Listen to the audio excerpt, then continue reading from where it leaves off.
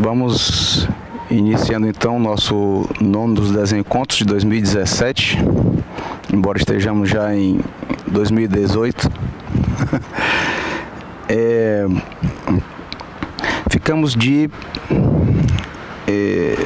retomar o capítulo 8 do seminário do Harari, porque na realidade no encontro anterior, no oitavo encontro, nós somente introduzimos o tema como um todo, né? Introduzimos o capítulo 8, não trabalhamos ele. Então a ideia é que nós possamos trabalhar hoje no nono encontro realmente o 8, e aí vamos ter que ficar o nosso 10º e último encontro do ano, vamos ter que trabalhar 2 capítulos, o capítulo 9, que eu ainda estou terminando de traduzir, eu não tive tempo para traduzir também, e o 10, que ainda vou traduzir, né? Então ficamos dessa forma para o nosso próximo encontro.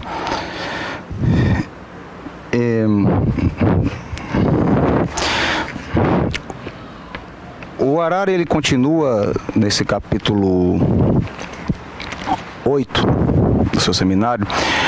O Harari continua trabalhando com os filósofos, filósofos que, principalmente os filósofos que de alguma forma divergiam do pensamento aristotélico, do pensamento socrático, ou seja, com a noção que ele vai trabalhar dos atomistas, ou seja, quer trabalhar também com o pré-socrático, né? E para a gente entender melhor por que a importância de se trabalhar com esses filósofos, né? A gente pode pensar, poxa, tem tantos filósofos mais contemporâneos, digamos, né? Tem tantos filósofos mais conhecidos, digamos. Ele vai voltar a trabalhar com Epicuro, Leucipo, Demócrito. Uma coisa importante, um fato importante a se lembrar é que o Lacan, e acredito que é a partir daí que tem todo o interesse do Harari também em trabalhar esses filósofos, né? Em alguns momentos do seu ensino, principalmente no final do seu ensino, a partir do seminário 20, por exemplo, no texto Leturgie, né? Ele faz uma relação do real radical com o átomo, ou átomon, como ele chama, que nós falamos aqui no encontro anterior, acredito, que é o indivisível. Nós começamos a pontuar algumas diferenças entre letra e significante a partir da noção de átomo, aproximando a noção de letra à noção de átomo. E, claro, fazendo uma diferença aí em relação ao significante. O significante na obra de Lacan mesmo. A gente tem que lembrar que o Lacan se utilizou do estruturalismo, da linguística, né, para cunhar não a palavra significante, que ela já existia desde a linguística, mas o uso do significante para a psicanálise, né? No que diz respeito ao que é da ordem do simbólico na psicanálise.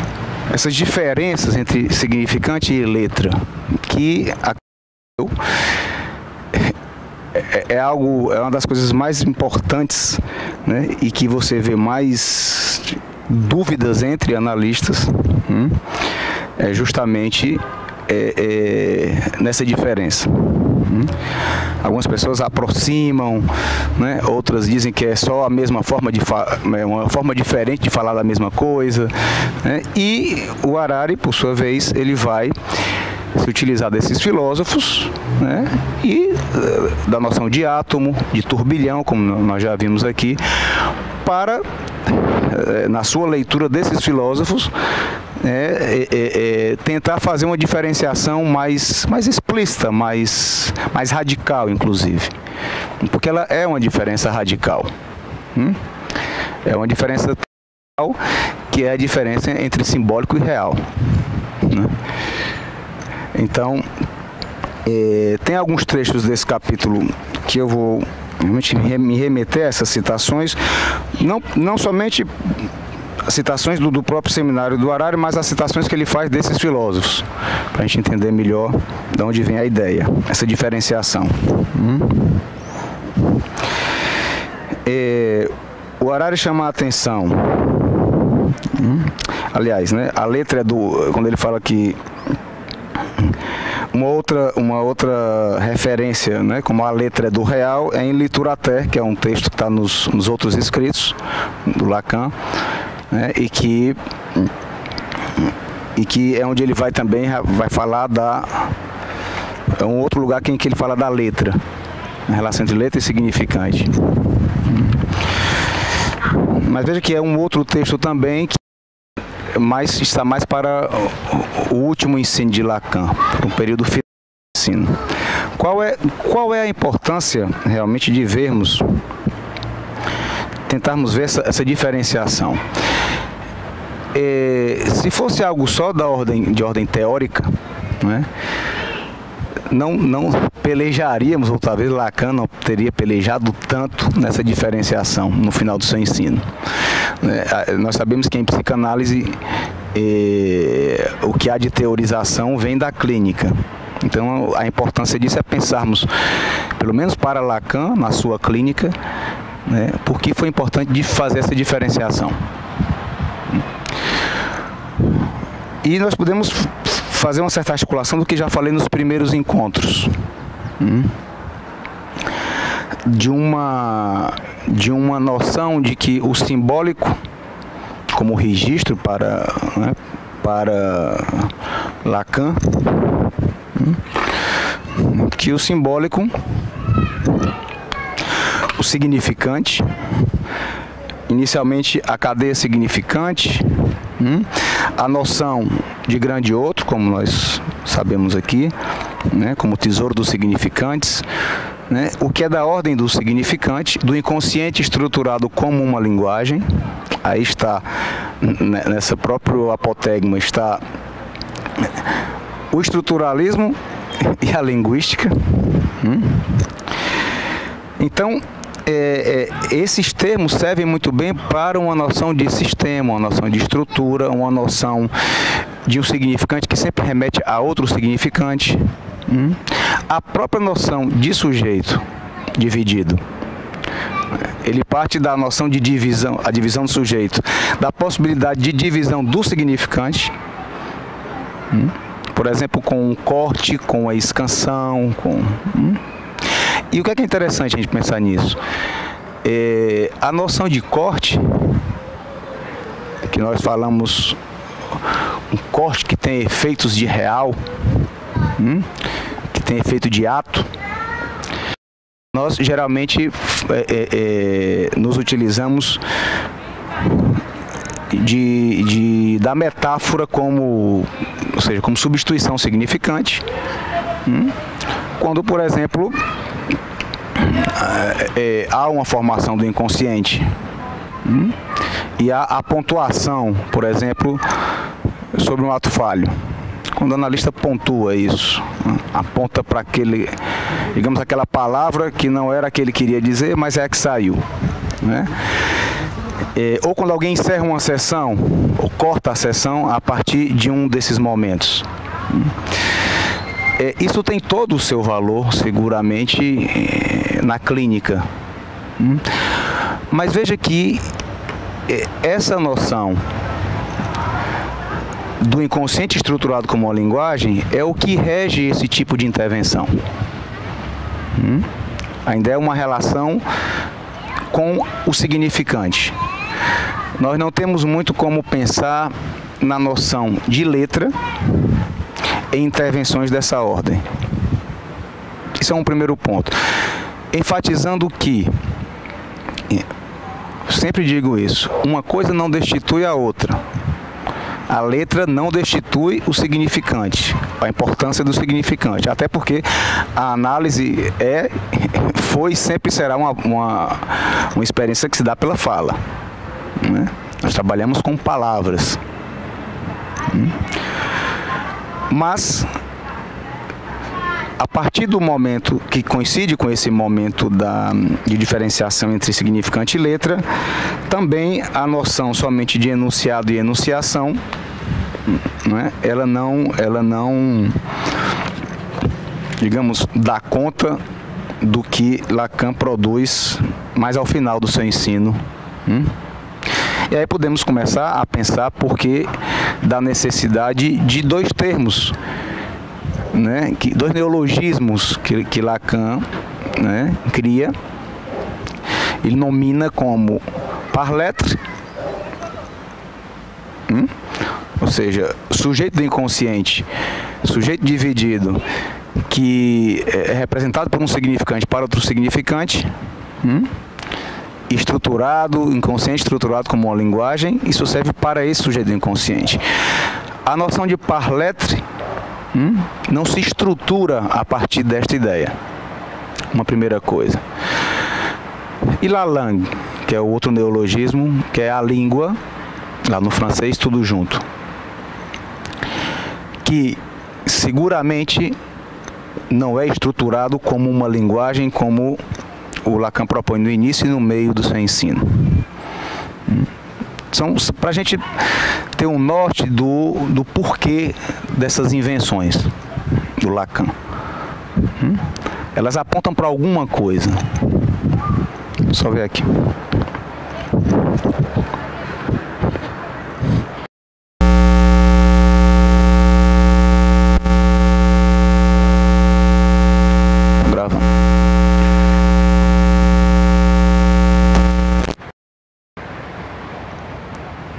Alô? Alô? Alô? Pronto. Depois eu edito aí, fica direitinho. E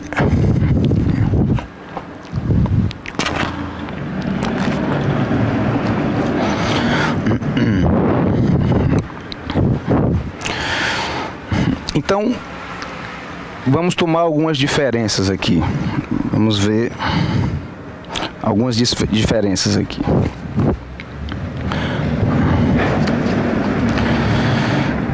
Um significante sempre remete a outro significante. Isso nos faz lembrar da noção de sistema e de estrutura, de inconsciente estruturado como uma linguagem. A letra não remete a outra letra, nem por oposição, como é com significante, como o Lacan trabalha com S1, S2.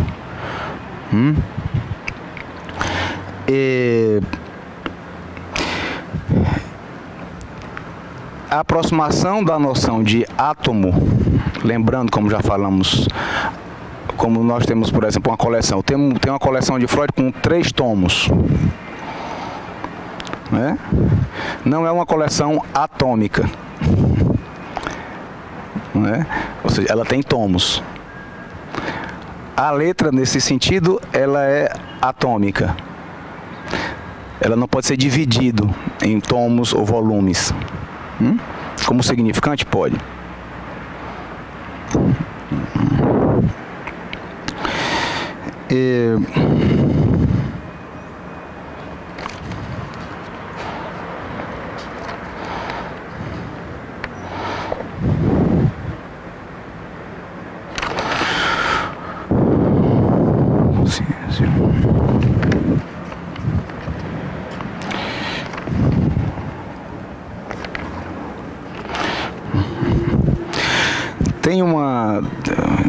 Tem uma percepção muito interessante aqui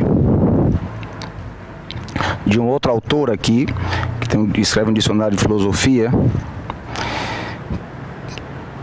Ferrater Mora. Ela fala: dizer somatória não quer dizer união. É uma outra referência importante que ele puxa aí da filosofia. Um pouco antes, uma citação de Demócrito importante. Ele diz, o Demócrito, né? Os princípios de todas as coisas são os átomos e o vazio. Todo o restante é duvidoso e opinável. Está na página 15, tá? Do capítulo 8. Ele falando dos infinitos mundos, né? Isso na sua leitura, claro, na sua proposição filosófica. Se movem em giro. E este giro é justamente o sentido turbilionário. Nós podemos já fazer uma diferença, isso pelo menos me veio agora, e é interessante, entre o que está em giro e o que está em cadeia. Ou seja, a noção do que está em giro, a partir de Demócrito, é diferente da noção de cadeia significante. Vamos ver por quê. Se movem em giro, e este giro é justamente o sentido turbilionário, e vão pelo universo, com o qual se fazem todas as concreções de fogo, água, terra e ar. Pois todas estas coisas constam de certos agregados de átomos. Somatório de átomos. Aí ele pega, a Ferrat pega, dizer somatória, nesse sentido, dos átomos, não quer dizer união. O que é que ele faz aqui, a diferenciação? Aí já a leitura que o Harari faz dessas citações, de Demócrito e dessa autora do Dicionário de Filosofia.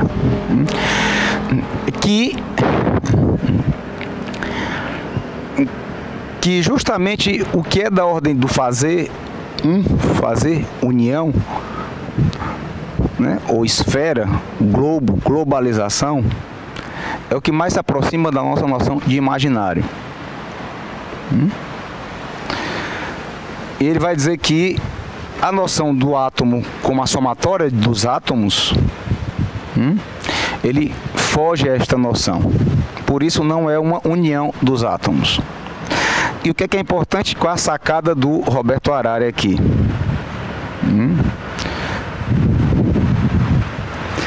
Ele vai lembrar que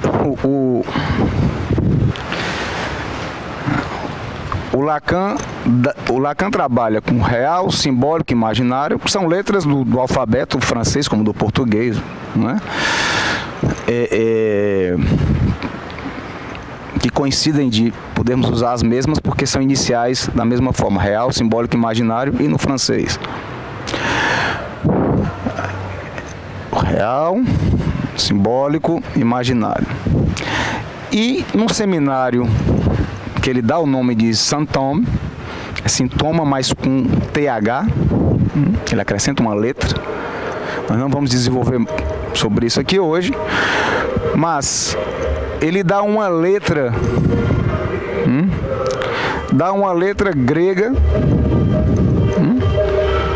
para representar o Saint-Thome. A letra que ele dá é essa.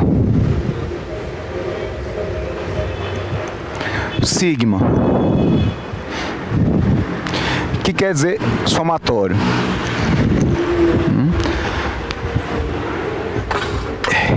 Para a gente entender, primeiramente, que esse sigma pode ter uma relação que quer dizer somatório. Na matemática, quando a gente usa o sigma como somatório, né? Mas não quer dizer união. Já tem uma diferença aí. Até porque o que é da ordem da união é desta ordem aqui, do imaginário. Da completude, Essa é uma primeira noção que eu achei importante a gente ter, até para podermos, claro, cada um segue o autor como pode, como quer, se não quer não segue também, mas o que o autor está dizendo, no caso o Roberto Harari, é que ele considera, não sendo uma coincidência, o Lacan ter escolhido o sigma. É óbvio que ele está fazendo uma alusão a essa somatória de átomos aqui, né? Que é o que ele está estudando aqui. Mas não é do nada. A referência que tem em Lacan que é importante. Por exemplo, como eu acabei de falar, em Liturgia, o ato dito nos outros escritos, que é um texto de 1972, contemporâneo aí, deixa eu ver, acho que o seminário 20, por aí.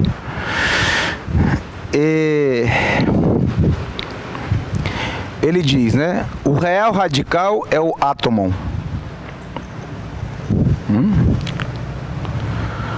E isso ele toma de Demócrito, que é um desses autores. O Harari não está tirando totalmente da cabeça dele, elocubrando do nada, né? Ele está tirando a obra do Lacan.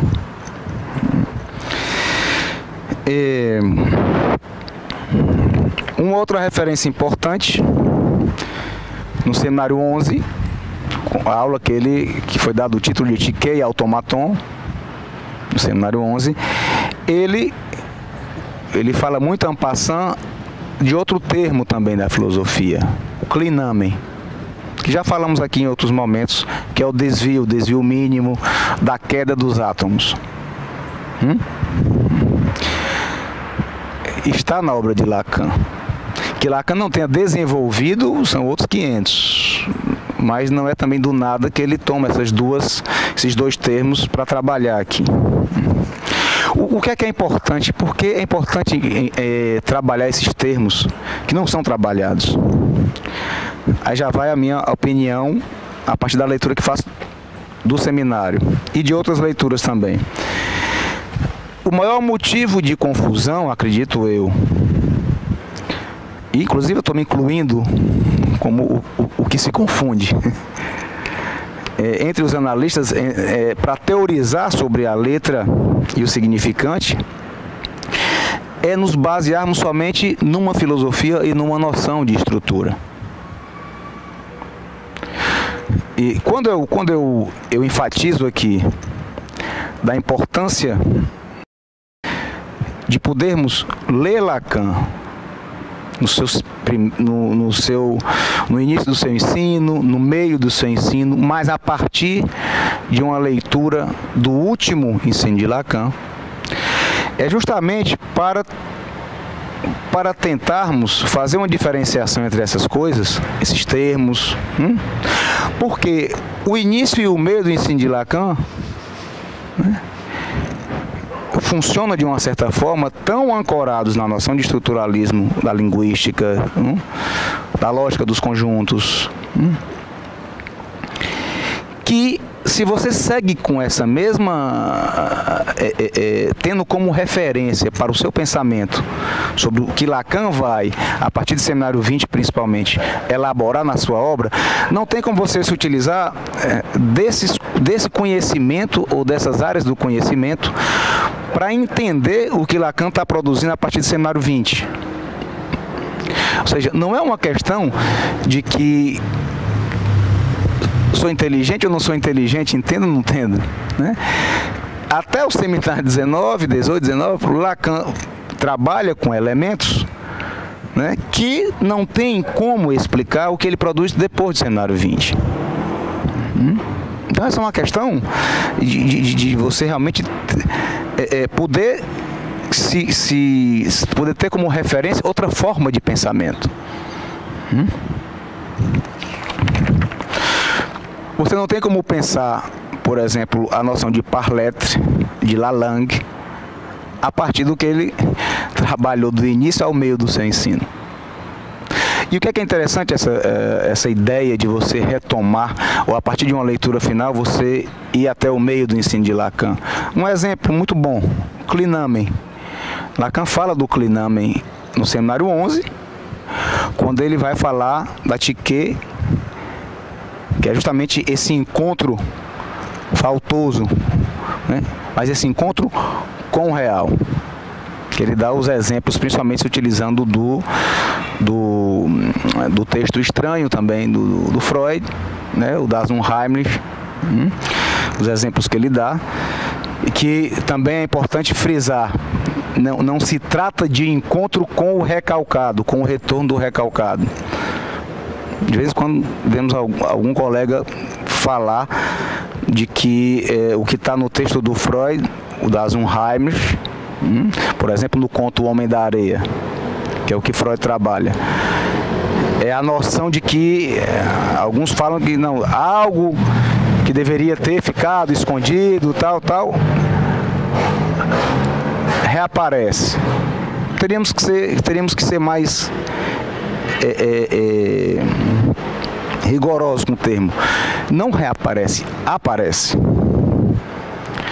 Não foi recalcado para ter o seu retorno, como nas formações do inconsciente. Então, o que é desta ordem, o que é da ordem do estranho, não é a estranheza que causa o retorno do recalcado, de forma alguma. Algo que é do real, aí podemos pensar, é um retorno do real, podemos pensar, mas é retorno do real, não é da cadeia significante. São coisas diferentes. E é interessante que ele fale de Klinamen exatamente nessa lição. Por quê? Porque ele vai dizer que a letra não é o significante, ele é diferente de todos os outros significantes, inclusive dele mesmo. E a letra é igual a si mesma. Se nós pensarmos na noção de letra no final da obra de Lacan e formos ao Klinamen, que é justamente esse desvio dos átomos, lembre que ele está aproximando a noção de letra de átomo, do indivisível, não a de significante. Nós teríamos que pensar, para que algo aconteça, né, isso que é da ordem do estranho para Freud e que Lacan resgata com a noção de Tiquet, que tem a ver com a sorte, o azar, com o fortuito, a surpresa. Mas é uma repetição que se dá não na cadeia significante, que ele vai nomear de automaton. Ele faz essa diferenciação. O automaton tem muito mais uma relação com a noção de retorno do recalcado. Então veja bem, Lacan fala disso, mas não desenvolve tanto sobre isso. Depois de mais de 10 anos, ou depois de 10 anos, ele vai retomar essa questão. Isso nos permite, nos autoriza a, com essa noção, voltarmos a Tiquet e automaton, para pensarmos que a noção de giro, de turbilhão, de átomos, de letras, seria, acredito eu, que o Harari aproxima dessa noção, embora isso seja uma leitura que eu estou fazendo aqui já, como algo para podermos pensar numa mostração do que é isso que é da ordem do estranho. Não cadeia significante, sim turbilhão de letras.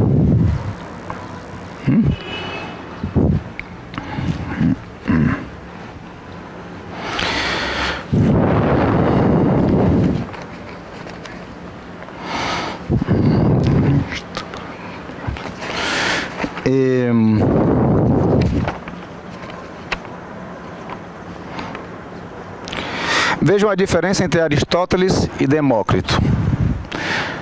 Por isso nós podemos pensar, não temos como, com a lógica aristotélica, entender o que ele está falando aqui, como turbilhão, como átomo, como letra. A lógica aristotélica não tem elementos para se teorizar, para se falar sobre a letra na obra de Lacan. Vamos entender por que na sua base aqui. Página 16, no mesmo capítulo 8, ele coloca, isso falando sobre o Klinamen, né?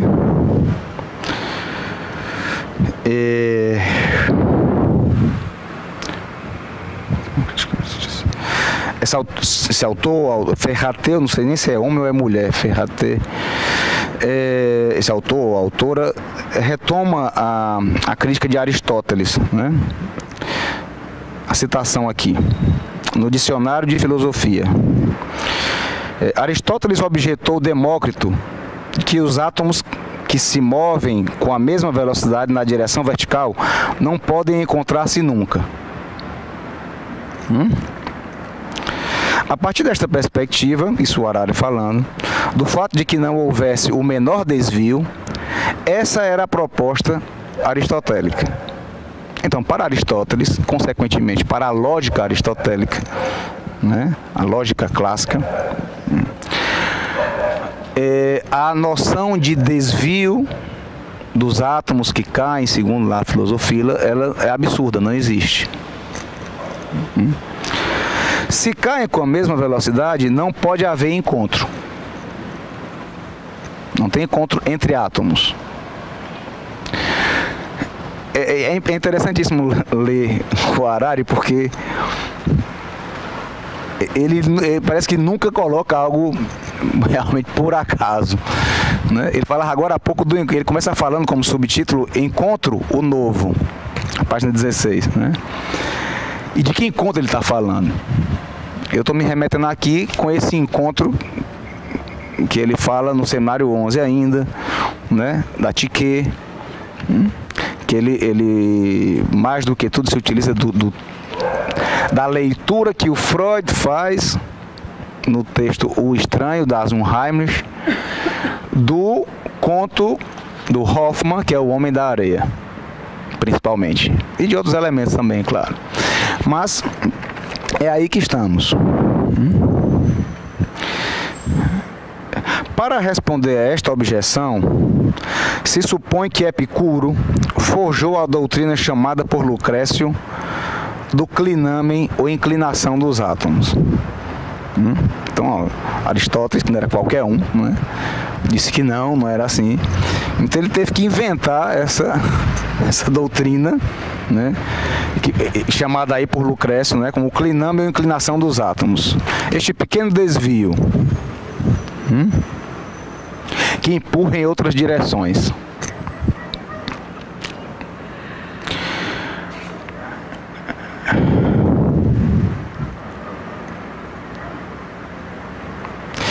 Lembrando aqui, ele lembra na página 17, que essa noção de clinamen, assim como ele está trabalhando aqui, o Harari, o Lacan introduz no seminário 11 ainda. Seminário 11, Lacan está o quê? No início do meio do seu ensino. Né? Que é o que esse termo eu me utilizo para se falar do meio lacaniano. Né? Eu localizo entre o seminário 10, com a invenção do objeto pequeno a, até o seminário 18, antes da invenção de Lalande.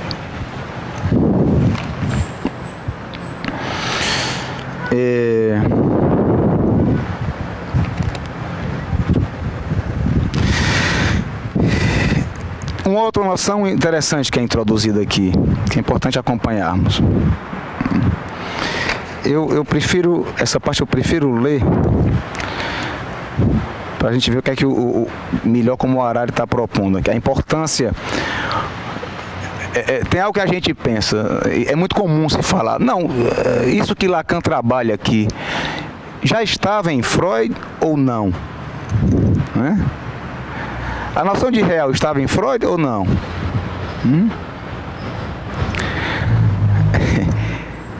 Ele vai falar que o que esses autores aqui, o que esses filósofos fazem, por exemplo, Lucrécio, quando fala de Epicuro, que por sua vez, né, trabalha essa noção de Demócrito. Existia isso já em Demócrito? Ele questiona isso, né? Então vamos ver aqui. Isso já estava ou não estava na obra? Essa noção é importante, é importantíssima. Por quê? E isso realmente eu tenho que agradecer ao autor, ao Harari, porque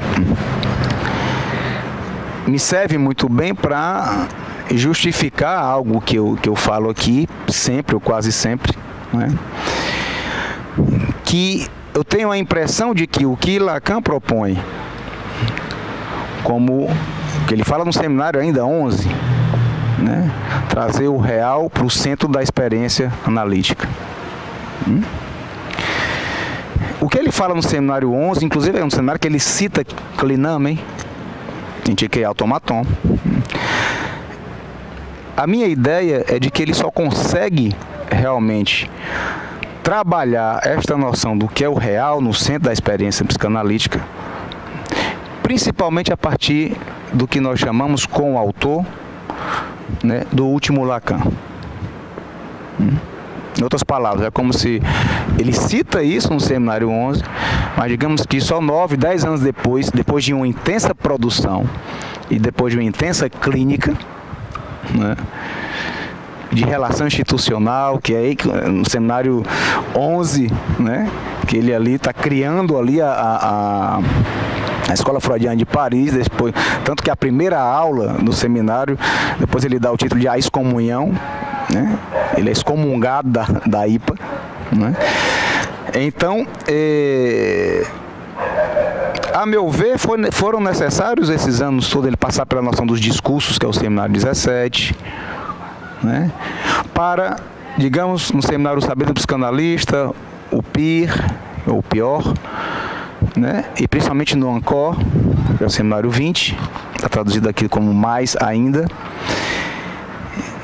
A minha ideia é que ele realmente trabalha essa noção do que ele fala do real na clínica a partir daí.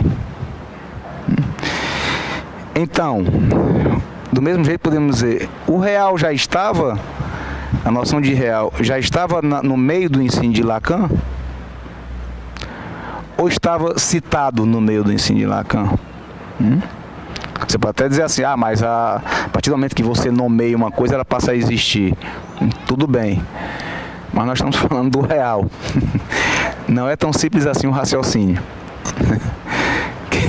O real justamente tem a ver com aquilo que não pode ser dado nome, não tem como simbólico abarcar, não é? É o que faz furo no simbólico, inclusive. Então não é tão simples essa ideia de ele ter citado algo assim, proposto algo assim, e que já estivesse ali. A minha leitura é de que não estava. Para vocês entenderem melhor, porque a minha preocupação em trabalhar esse período da obra de Lacan? Porque eu acredito que é um equívoco acreditar que indo só até o meio do ensino de Lacan, você esteja trabalhando com a noção de real para o próprio Lacan. Espero que eu tenha me feito entender. Não peço que que aceitem o que digo, nem que digamos, estejam de acordo. Minha preocupação é que se vocês estão entendendo.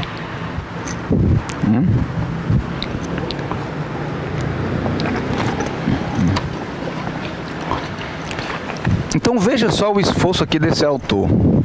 Ele vai atrás desses filósofos pré-socráticos, porque percebe que não tem como trabalhar somente, inclusive e filósofos contemporâneos que resgatam esses autores, né? Esse Michel Serres tem um livro que ele citou, eu citei nos capítulos anteriores, nos encontros anteriores, estão nos capítulos anteriores, é o Nascimento da Física no texto de Lucrécio, que é um desses filósofos que está falando aqui, né?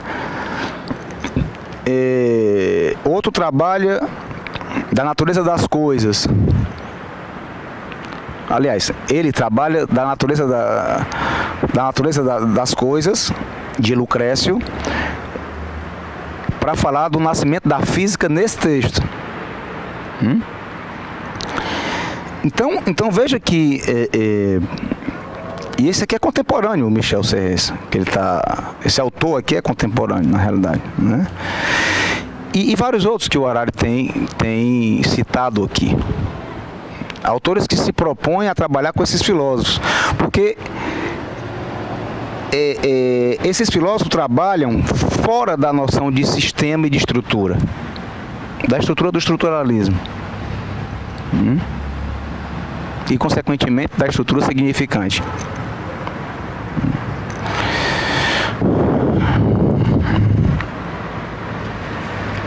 Em outras palavras, eu pensando aqui agora, né? Não tem como a partir do significante,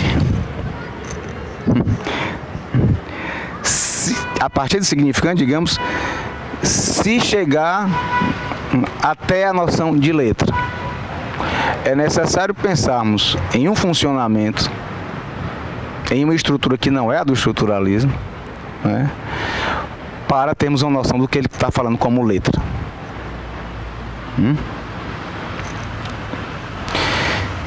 E, em termos de clínica, o que podemos teorizar sobre, por exemplo, a noção de fim de análise. E o mais interessante é que pessoas que não chegaram ao fim da sua análise, inclusive eu, né, que eu não estou em análise, falem de fim de análise. É uma contradição, né? Muitas pessoas falam, né? O que é interessante, né? Porque são suposições do que seria o fim da análise. Mas a noção do que, por exemplo, o que Lacan trabalha no cenário 16, de um outro ao outro, ou do outro como grande outro ao objeto pequeno a, que nesse momento da obra de Lacan não é mais o outro semelhante, e sim o A minúsculo, e sim não é o pequeno outro, como das identificações imaginárias, mas o objeto pequeno a. E que essa redução, digamos, que se daria, podemos pensar num processo de análise, ao final de uma análise, né, que é o que justifica a ideia de que o outro não existe, né. É importante a gente lembrar, tem alguns autores que dizem simplesmente assim, não, o outro não existe, o grande outro não existe. Mas essa é a ideia de que, no fim de análise, né, esse inconsciente estruturado como uma linguagem, né, que por sua vez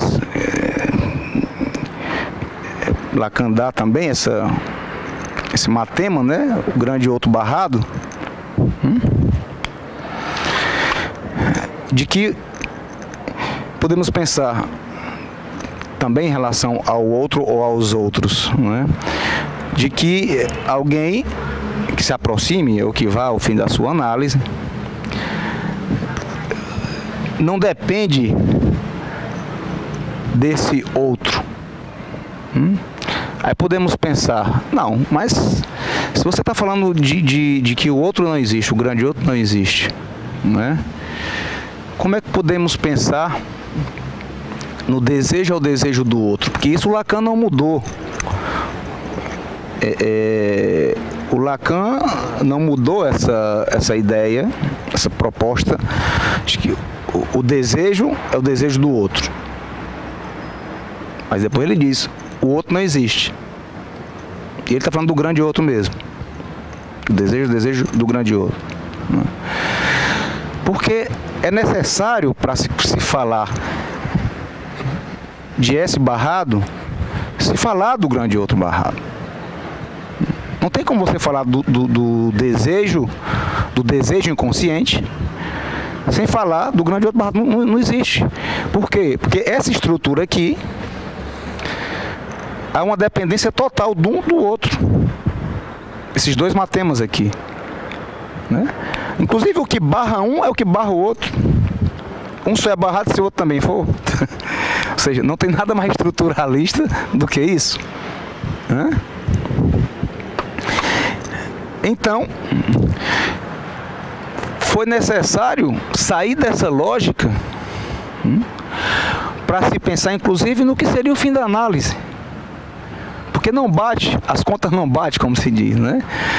O desejo do outro, o outro não existe. Então, que desejo é esse? O que o Lacan vai chamar o desejo do analista é talvez, na minha visão, a minha leitura, é talvez a maior heresia que o Lacan realmente do qual ele foi responsável na sua obra. Porque ele vai falar de um desejo que não é inconsciente. desejo do analista não é o desejo inconsciente, que é estruturado assim.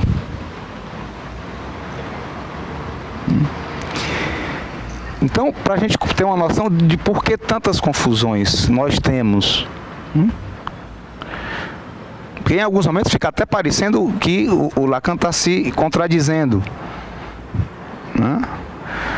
Alguns autores bem reconhecidos, em que eu tenho uma transferência enorme, trabalham com essa noção e que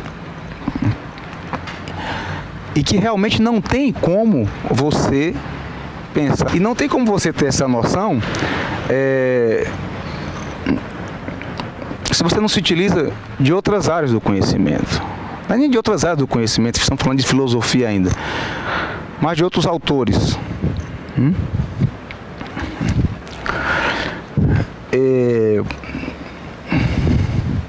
O que é que justifica isso que eu digo? O desejo do analista não tem como ser pensado funcionando como um desejo inconsciente. Isso justifica, por exemplo, pensarmos, durante uma sessão, se o analista faz um ato falho, o analista, não é nem o analisante, né? Ele está, claro, numa condição de divisão, né? Como o analisante ou qualquer criatura que tenha um inconsciente, né? O analista também tem, ele não perde o inconsciente dele, né? Não é como o outro cara que veio um bom tempo atrás e disse que tinha feito tanta análise que deixou de sonhar, né? Não necessariamente é isso. O analista pode ir até o fim de sua análise e não vai deixar de fazer ato falho, não vai deixar de fazer xixi, não vai deixar de sonhar, não é? Mas nós temos que pensar que quando o analista faz uma intervenção, que, como todo ato analítico, né, uma intervenção que tem valor de ato, que só se sabe a posteriori, não tem como se saber, o analista ele não faz uma pontuação, uma fala, prevendo o efeito que aquilo vai ter no analisante. Não tem como se fazer isso, né? Se houvesse essa possibilidade, a psicanálise seria a experiência mais determinista do mundo. E é tudo que ela não é.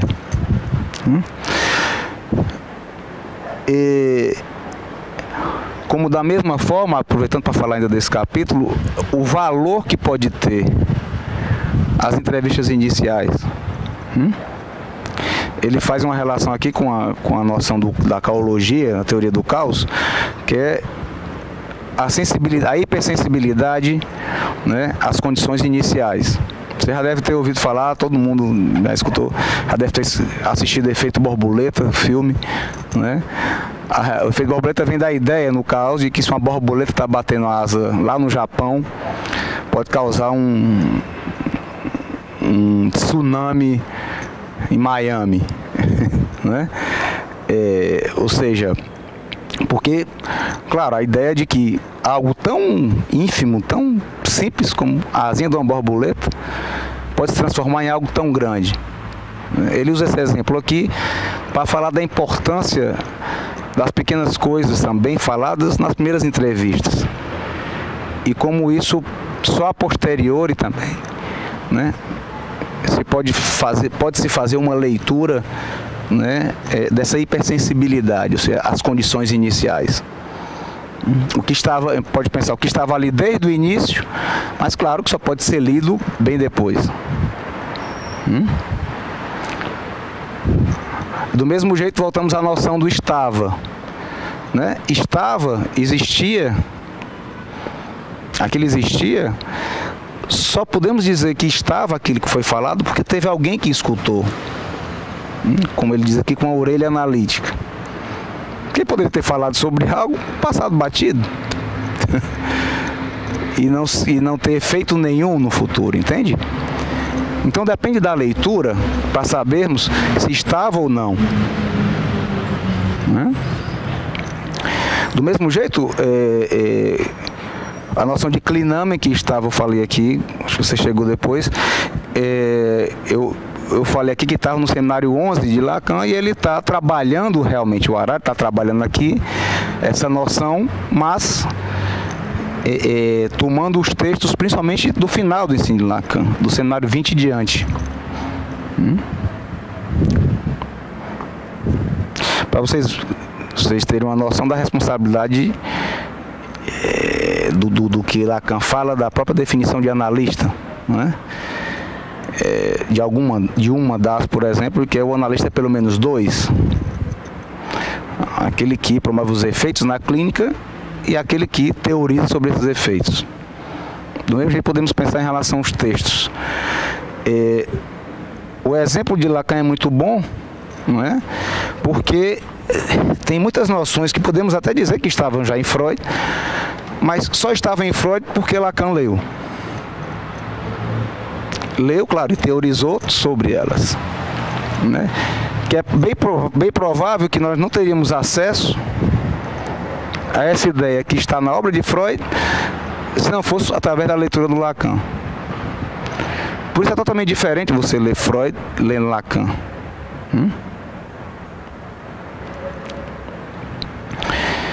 Bem,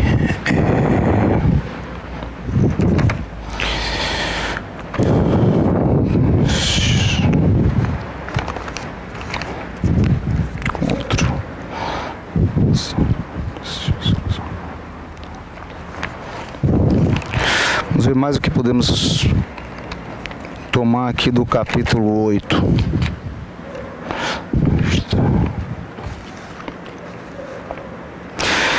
Essa diferença que é o Milnet, não, é o Serres que faz, Serres. Ele usa um termo aqui, ele inventa um termo para diferenciar de sistema, que ele chama de sirrema. Aqui se contrapõe o sirrema, isso é o que ele inventa, esse nome. Ele fala a sistema. Sistema é o que está parado tudo junto. Ou seja, os sistemas, a noção de estrutura que a gente vê agora há pouco, de estruturalismo, de sistema, vai nessa linha aí, né? Ou seja, nós podemos pensar num sistema de significantes. Ainda que se diga, não é sistema porque sempre falta um significante que é do real, para que haja, ainda assim, para que haja movimento, né? Tem muita gente que usa aquele joguinho de falta um, né? Tem que ter uma letrinha, né? Tá faltando, tem uns quadradinhos para poder se movimentar. Mas não é só essa a questão. Isso aí justifica bem, sim, a noção de cadeia significante, né? Mas ele está indo além disso aqui. Ele vai dizer, o sirrema não é que está parado tudo junto, né? É o que corre junto. Porque, para quem chegou depois, né, a gente trabalhou a noção, e eu indico que leia realmente a partir da página 9 do capítulo 8, do que ele vai trabalhar com a noção de átomo, né, da noção de giro e de turbilhão, que é o próprio tema do seminário. Ele diz que corre tudo junto. Para começar, se corre tudo junto, não é cadeia, né? Cadeia é uma cor depois da outra, né? Em cadeia, né? Tudo junto, é como realmente um turbilhão, um furacão, né? A imagem realmente que vem é essa do turbilhão, né? Então, por isso insiste na dimensão do fluxo. Isso ele falando do Serres. O fluxo mesmo, de água, né? Fluxo laminar. O que corre tudo junto. A água mesmo. Com o qual, obviamente, levamos em consideração, diferente da noção sistêmica, aquilo que evidentemente tem a dimensão de movimento. Ele está falando algo de giro, de movimento, de turbilhão, de fluxo, São termos diferentes de cadeia.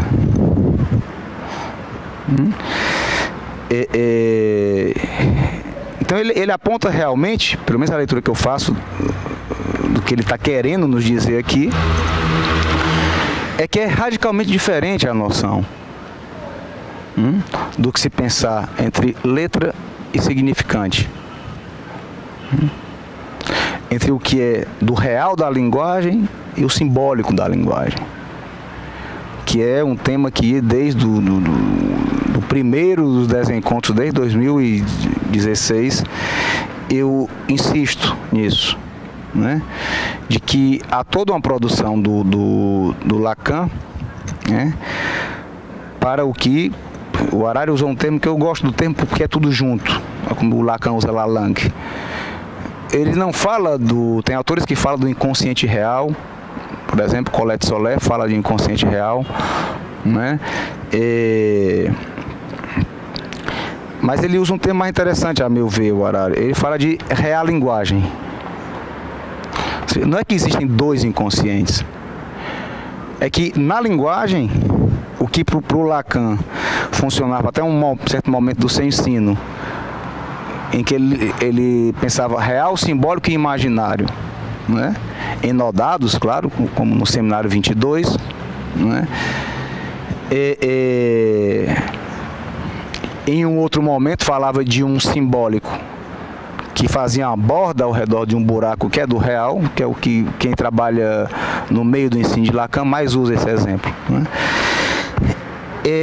No final não é assim, não é só uma relação de que a palavra mata a coisa, como se fosse o simbólico e o real, tão bonitinho assim, né? Em outras palavras, como se a linguagem mata a coisa, entre linguagem e real, né? Ele vai falar não de dois inconscientes, um simbólico e um real. Ele vai falar que a linguagem, a própria linguagem, há algo da ordem do simbólico e há algo da ordem do real. É diferente uma coisa da outra. Há algo da ordem do significante, há algo da ordem da letra. Há algo que se divide, que é estruturalmente, se remete sempre a outro, que é o significante, que remete sempre a outro significante, e serve muito bem para falar da divisão do sujeito, do inconsciente. Mas há algo também na linguagem que não se divide e que existe numa solidão radical, absoluta, que não se remete um ao outro, que é a letra. Diz que uma coisa funciona em cadeia ou em rede. Em um outro momento ele fala de rede significante também. Que podemos até pensar, será que ele não está falando de rede significante, se aproximando da noção do giro, o que o Harari propõe aqui, né? Que o Serres propõe aqui, do giro do turbilhão, né? Podemos pensar também. Sendo que aí o que está levado em consideração no que ele vai chamar do essaim, l'essaim, lá no francês, seria enxame de abelha. E é como se pronuncia, l'essaim quer dizer enxame e essaim quer dizer S1. Então ele vai provocar essa equivocação, podemos dizer, a nível da letra. E não é a nível da letra porque tem letras do nosso alfabeto. A letra para Lacan não são as letras do alfabeto. Não é que o significante é a palavra toda e a letra é cada uma das letras do alfabeto que compõe aquela palavra. Não tem nada a ver uma com a outra. Né?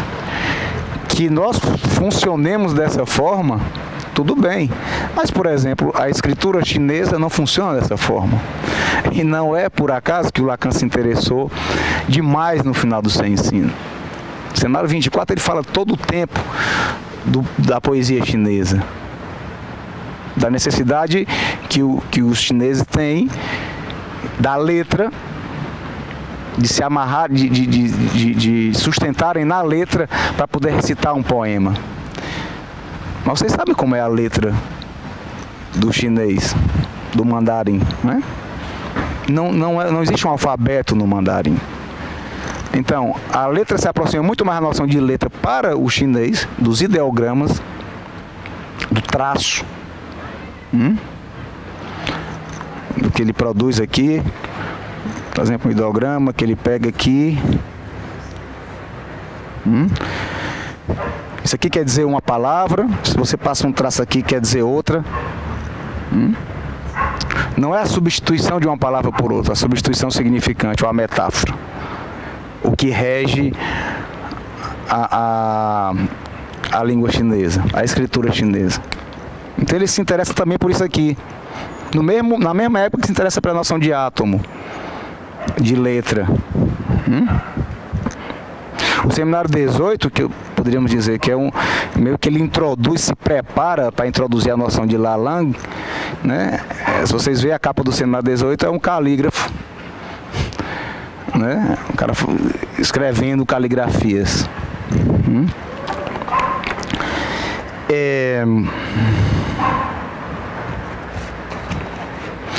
Hoje nós começamos bem mais tarde, então já está ficando de noite, mas vamos ver só se a gente encerra aqui.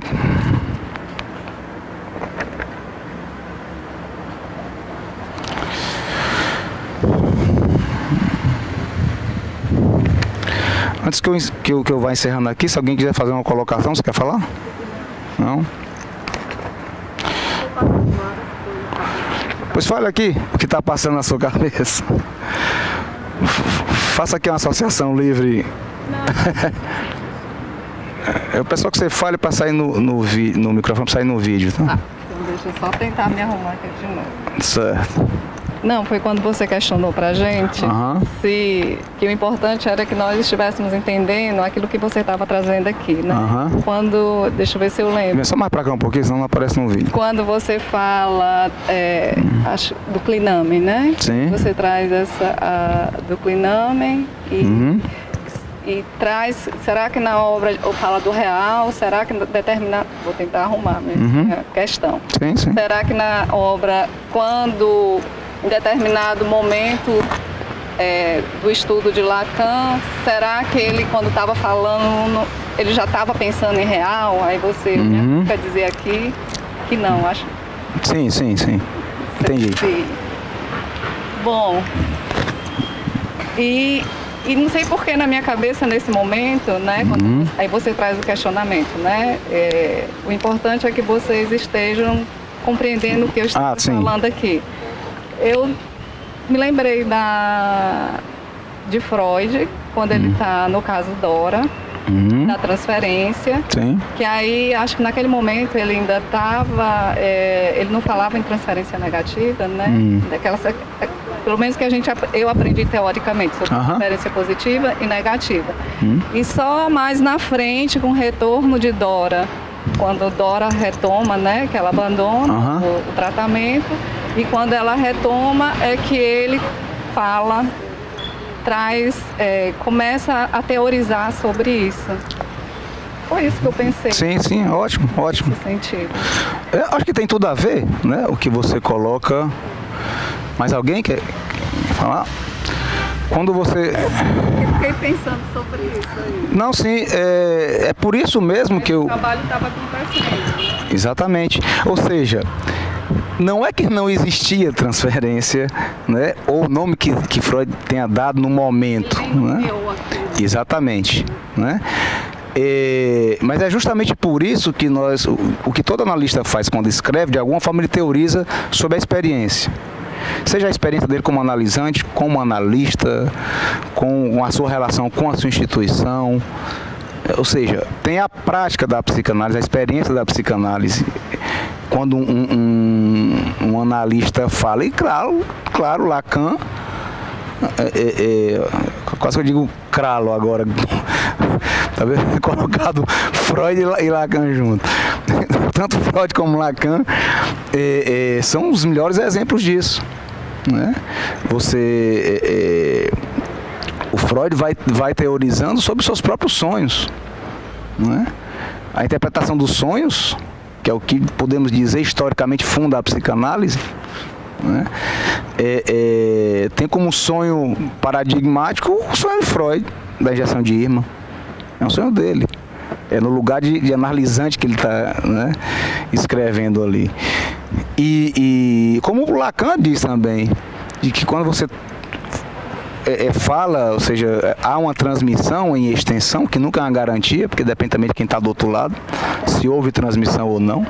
É muito mais garantido que haja transmissão para quem está transmitindo, transmissão da psicanálise, né? Ou seja, se forma mais quem fala mais do que quem assiste a aula. E é por isso, Sheilane, a ideia do cartel é tão importante. É porque coloca em ato isso que eu estou falando agora. Não é? Então, veja bem, tem tudo a ver realmente. Né? Ou seja, nós lemos, cada um de nós é um exemplo disso. A gente lê, né, o que é mais comum se escutar. Né? Olha, eu li esse texto de Lacan, sei lá, não sei quanto tempo atrás, depois eu li, né, e me remeti, aí que eu entendi algo que eu tinha lido nessa primeira leitura há não sei quanto tempo atrás, né, de que o Isidoro Veg fala algo assim, psicanalista argentino da mesma instituição que eu sou membro, algo no sentido de que na realidade nós estamos sempre aprendendo a ler. Eu não lembro literalmente como é que ele diz, é bem bonito a forma como ele coloca, né? Quando ele diz o que é que isso eu vi ele apresentando um produto de um cartel com outros, tudo da geração dele, digamos, né? E o que é que as pessoas devem perguntar, quem está com esses livros abertos aqui, lendo, fazendo citações e tal, o que é que esses velhotes estão fazendo isso ainda aí, né? É porque cada vez que você lê, né, essa leitura é atravessada pela sua análise, pela sua clínica, né? Então você vai encontrando elementos ali que não estavam. E você pode até dizer, né, aproveitando a deixa aqui do estava ou não estava, né, que alguns elementos aqui da obra de Freud só são entendidos porque teve um Lacan para ler.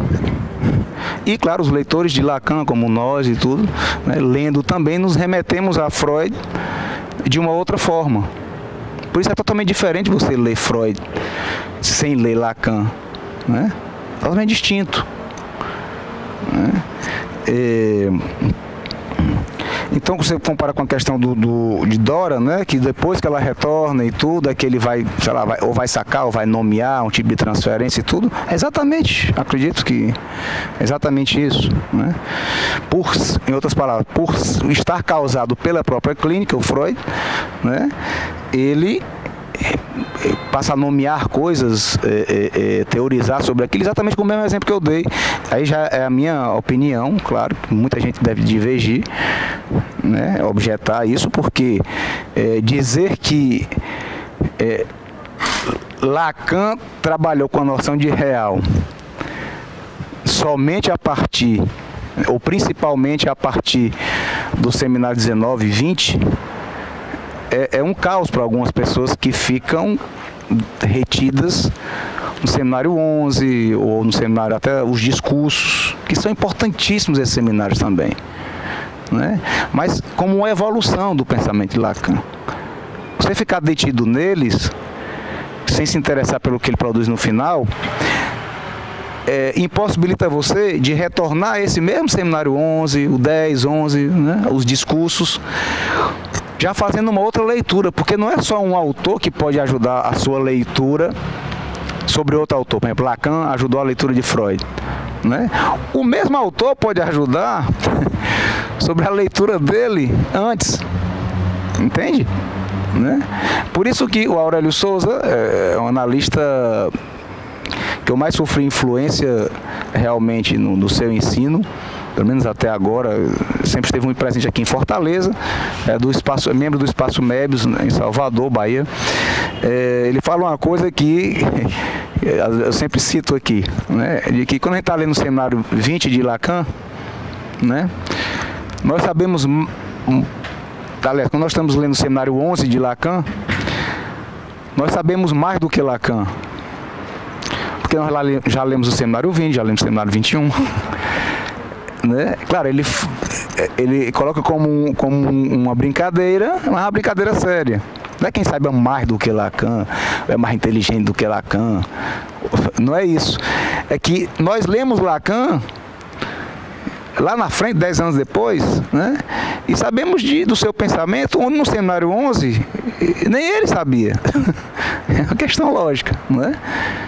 Que a produção de cada um de nós, de cada autor, ela vai oscilando, você vai escrevendo, apresentando, atendendo, e essas coisas vão causando você para o que você vai escrevendo para frente. Então, não é tão simples a ideia de ficar retido no meio do ensino de um autor. O que eu nomeei aqui como o analista meio lacaniano, né? Que é tomado por várias conotações, como se fosse é meio analista. Não estou dizendo isso. Estou dizendo que é analista. Só não poderia se dizer, que eu acho que não seria justo com Lacan, se dizer lacaniano. Se você não acompanha Lacan, ao final, não se interessa pelo fim do seu ensino, se interessa só pelo começo e pelo meio, mas você pode se dizer meio lacaniano. É uma forma, não é? Esse foi o título do trabalho que eu apresentei na reunião Lacano-Americana de Psicanálise, agora do Rio de Janeiro. Não é que, claro, não tem tempo de desenvolver isso aqui, mas era uma pergunta o meu trabalho. Do que goza o meio lacaniano? Claro que já gera uma série de equivocações.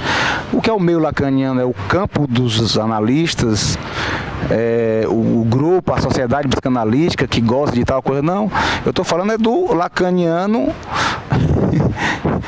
do analista meio lacaniano, o que vai até o meio do ensino de Lacan. Por quê? Porque até o meio do ensino de Lacan, o gozo é tido como Lacan como parasitário. Entende? É quase como falar de que, por exemplo, o analista goza é quase um palavrão, se você vai só até o seminário sobre os discursos, por exemplo. Entende? Como é que goza? Então, como é isso aí? Não é isso. Mas por que eu digo? Porque é só a partir de um certo momento que o Lacan vai falar de outros gozos. Gozos interessantes, inclusive. Quando ele introduz a noção de santoma, que eu introduzi aqui com o sigma, não é?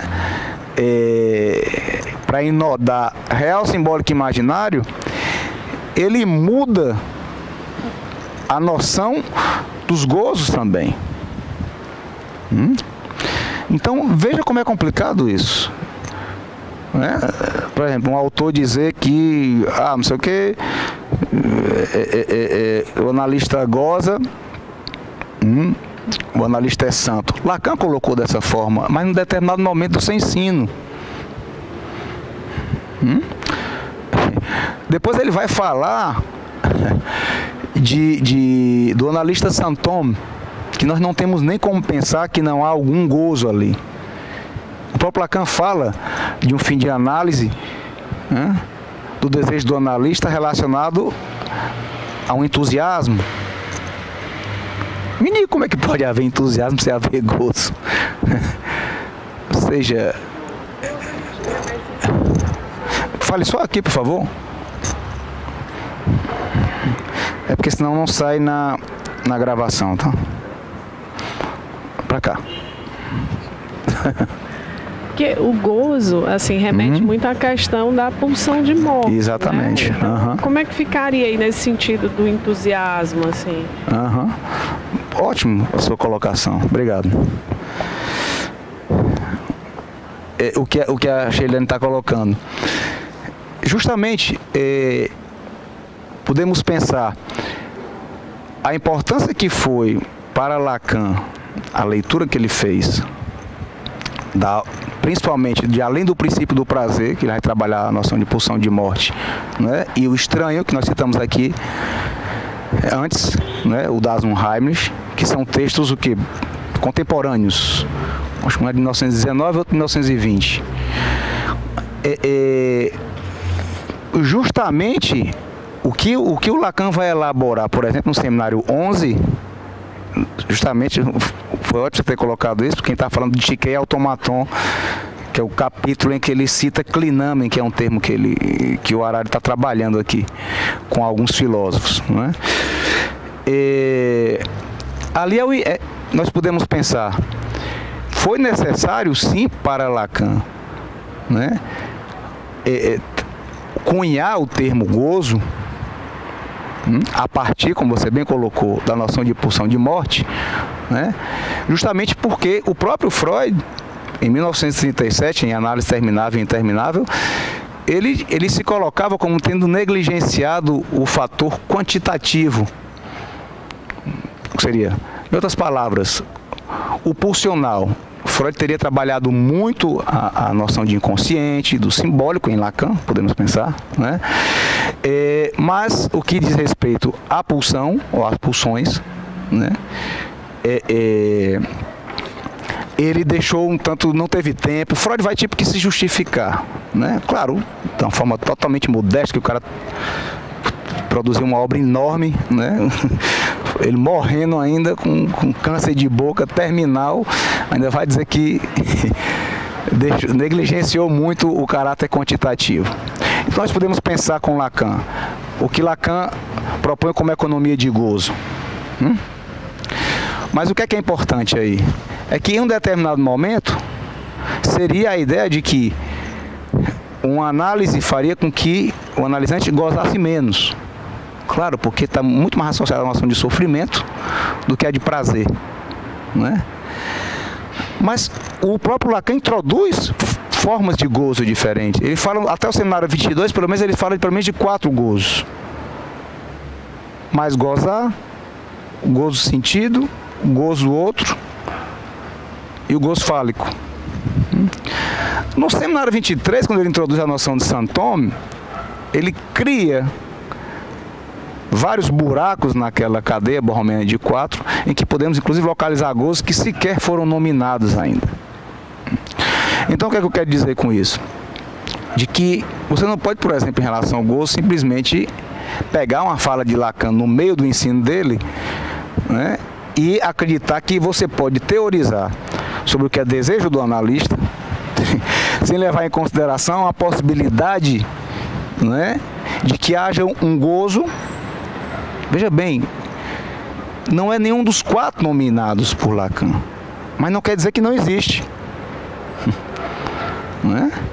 Então, porque a ideia de que há o analista que eu chamo abstrato, esse foi o termo que eu usei porque nós somos do Ceará, e o Tiririca é daqui também, né? E quando ele chama de abestado, né? Eu terminei fazendo essa equivocação que me vem entre abstrato e abestado. Então eu costumo chamar do analista abstrato. Porque acreditar que a ideia de desejo do analista, de desejo puro, é não haver gozo nenhum, é algo totalmente abstrato para mim. Bem, já escureceu, nós começamos mais tarde, que deu problema na transmissão ao vivo, mas ficamos por aqui.